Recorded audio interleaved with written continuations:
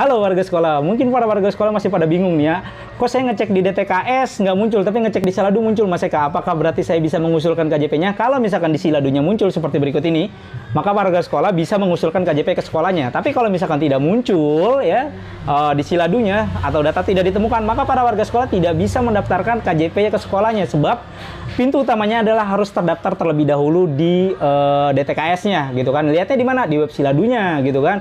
Mas Eka, saya udah ngecek nih di Siladunya muncul, tapi kok di web DTKS-nya nggak muncul? Ya udah, berarti udah diterima kan DTKS-nya. Kalau misalkan dia di DTKS-nya muncul, maka di Siladunya nggak akan muncul gitu. Jadi ini dua web yang berbeda. Yang pertama adalah DTKS dan Siladu. Kalau DTKS pengusulan, kalau Siladu hasil pengusulannya yang sudah ditetapkan. Jadi kalau misalkan di Siladunya muncul, pasti di DTKS tidak akan muncul gitu kan. Di web DTKS nih ya tidak akan muncul. Tapi kalau misalkan di web DTKS-nya muncul, maka di Siladu nggak akan muncul. Kalau dua-duanya tidak muncul, berarti belum terdaftar. Nih, Mas Eka jelaskan sekali lagi ya.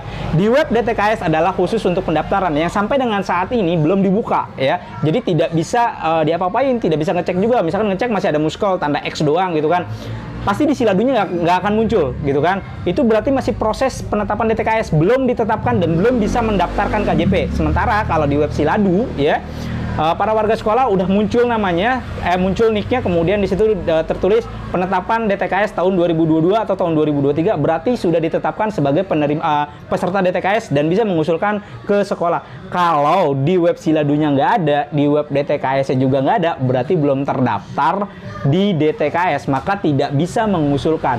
Yang sudah terdaftar di DTKS pun mengusulkan, dia belum tentu bisa dapat 100% KJP di akhirnya nanti gitu kan. Ketika verifikasi mungkin ada salah satu faktor yang tidak memenuhi, maka dia tidak bisa untuk mendapatkan KJP-nya. Jadi yang mengusulkan pun belum tentu 100% dapat. Ini hanya mengusulkan.